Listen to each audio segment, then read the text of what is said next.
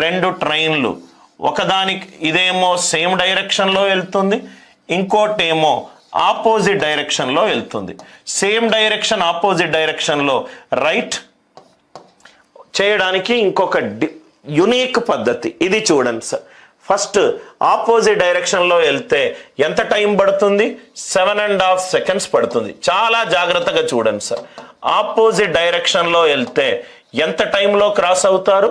7.5 secondsలో cross అవుతారు. అదే same డైరెక్షన్లో వెళ్తే ఎంత టైంలో క్రాస్ అవుతారు? 37.5 secondsలో క్రాస్ అవుతారు. ఇది 7.5, ఇది 37.5.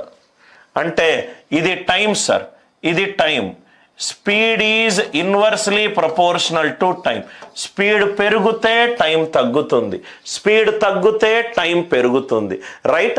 ఆపోజిట్ డైరెక్షన్లో వెళ్తేనేమో 7.5 secondsలో క్రాస్ అవుతారు.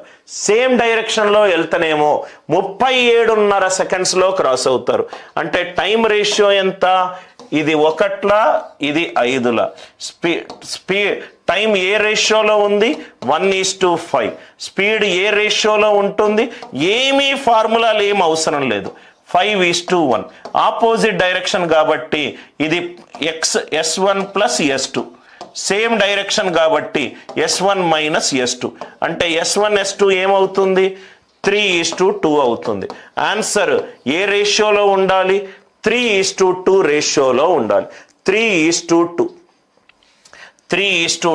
ఇది చూడండి sir, 36 2s are 36 3s are. Very simple. కొంచెం అలవాటు అయిపోతే మీరు చాలా ఈజీగా సెకండ్స్లలో ఈ ప్రాబ్లం సాల్వ్ చేయొచ్చు. ఆపోజిట్ డైరెక్షన్లో వెళ్ళినప్పుడు ఎంత టైం పడుతుంది? 7.5 seconds పడుతుంది. సేమ్ డైరెక్షన్లో వెళ్ళినప్పుడు ఎంత టైం పడుతుంది? 37.5 seconds పడుతుంది. 37.5 seconds. ఆపోజిట్ డైరెక్షన్లో పట్టే టైం 7.5 seconds. సేమ్ డైరెక్షన్లో పట్టే time 37.5 seconds. Speed and time are inversely proportional to each other. 7.5 5ల 37.5 ఏ రేషియోలో ఉంది? 1:5 రేషియోలో ఉంది. టైం 1:5 రేషియోలో ఉంటే స్పీడ్ ఏ రేషియోలో ఉంటుంది? 5:1 రేషియోలో ఉంటుంది. ఇది స్పీడ్ ఇన్ ఆపోజిట్ డైరెక్షన్ అవుతే స్పీడ్స్ని కూడాలి, సేమ్ డైరెక్షన్ అవుతే స్పీడ్ని సబ్ట్రాక్ట్ చేయాలి. S1 + S2 5, S1 - S2 1. కూడితే S1 + S1 2S1 6, S1 ఎంత? 3, S2 ఎంత? 2. అంటే ఆన్సర్ ఏ రేషియోలో ఉండాలి? 3:2 రేషియోలో ఉండాలి. ఇది 3:2 రేషియో కాదు. ఇది చూడంగానే 3:2 కాదని చెప్పొచ్చు. 118లో 59 అనే ప్రధాన సంఖ్య ఉంది. రైట్? 75లో లేదు. 120 and 75. 25 2s 37. 25:75 అంటే ఇది 340s are. ఇది 8:3 రేషియోలో ఉంది. 25 8s are, 25 3s are. 125 × 80. ఇది కూడా కాదు. Are you all with me? అంటే డైరెక్ట్గా మనము ఫార్ములాలు చెయ్యకుండా లాజికల్గా చేస్తే కూడా మనకు ఆన్సర్ వస్తుంది. చాలా క్వశ్చన్లు అంటే ఈ స్పెషల్ సెషన్స్ ద్వారా నేను మీరు ఇలా చేసుంటే టైం సేవ్ అవుతుంది అని చెప్పే పద్ధతులు సార్. మిగిలిన 20% ఆ ఫ్రెష్ గ్రేప్లో ఏముంది? రైట్? పల్ప్ ఉంది. అంతే కదా సార్. 80% వాటర్ ఉంది అని అంటే ఒక ఫ్రెష్ గ్రేప్స్ నా ముందు రైట్ ఒక చిన్న పాత్రలో ఫ్రెష్ గ్రేప్స్లో 80% వాటర్ ఉంది. అంటే ఫ్రెష్ గ్రేప్స్ మొత్తము 100 parts గనక అవుతే 80 parts ఏంటి సార్? వాటర్. 80% ఏంటి? వాటర్. అంటే మిగిలిన 20% ఏంటి సార్? అది పల్ప్. అదేంటి సార్? పల్ప్. ఇదందరికీ అర్థమైంది కదా సార్. మళ్ళీ ఇంకో పాత్రలో డ్రై గ్రేప్స్లో 10% వాటర్ ఉంది, 10% వాటర్ ఉంది. ఇంకో పాత్రలో రైట్ నాకు డ్రై గ్రేప్స్ ఉన్నాయి, 10% వాటర్ ఉంది. 10% వాటర్ ఉందంటే 90% ఆ మొత్తం ఉన్న డ్రై గ్రేప్స్లో 90% ఎంత ఉండాలి? రైట్? పల్ప్ ఉండాలి. రెండు పల్ప్కే సమానం. ఒక పాత్రలోనేమో 80% వాటర్ ఉంది అంటే మిగతా 20% మొత్తంలో 20% పల్ప్ ఉండాలి. ఇంకో పాత్రలోనేమో 10% వాటర్.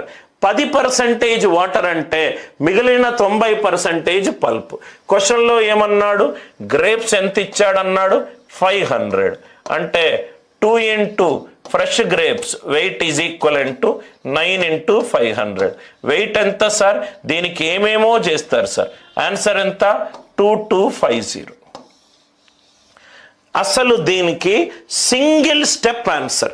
ఈ సింగిల్ స్టెప్ ఆన్సర్ని వదిలేసి వాటర్ ఇంత అనుకోండి, మిగిలింది ఎక్స్ అనుకోండి. ఎందుకు సార్? అది కొంచెము మ్యాథ్స్ని పక్కన పెట్టి ఒక్కసారి ఆ క్వశ్చన్ని ఊహించుకోండి. నాకు పాత్రలో 80% వాటర్ ఉంది. 80% వాటర్ ఉందంటే మిగిలిన 20% ఫ్రెష్ గ్రేప్స్ ఉన్నాయి. మిగిలిన 20% ఏంటి సార్? పల్ప్.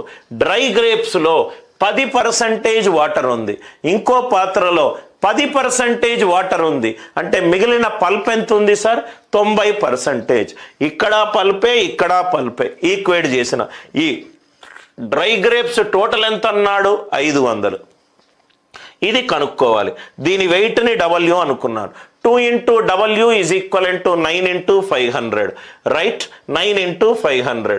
సో ఇక్కడ 2 క్యాన్సిల్ అయిపోతే 9 into any number. Answer digital sum 9 ఉండాలి. ఫినిష్. ఆన్సర్ డిజిటల్ సమ్ 9 ఉండాలి. మేబీ మీరు సాల్వ్ చేసే పద్ధతి లాంగ్ మెథడ్ ఏమో. మేబీ టీచర్ ఇది బెస్ట్ మెథడ్ అని అంటున్నాడు. మేబీ అది బెస్ట్ మెథడ్, మీరు ప్రాబబ్లీ అది బెస్ట్ మెథడ్ కాకపోవచ్చేమో. మేబీ మీరు క్వశ్చన్ని సరిగ్గా అర్థం చేసుకుంటలేరేమో. ఆర్ మేబీ మీకు ఆ మ్యాథ్స్ అనే సబ్జెక్ట్ అర్థం అవ్వాల్సిన రైట్ పద్ధతిలో అర్థం కాకుండా అటు ఇటుగా ఏదో క్వశ్చన్ని అర్థం చేసుకోవాలి సార్. మీరు క్వశ్చన్ని అర్థం చేసుకుంటే అన్ని ప్రాబ్లంలు ఏమీ మ్యాథ్స్లు ఫార్ములా లేకుండా మీకు వస్తాయి.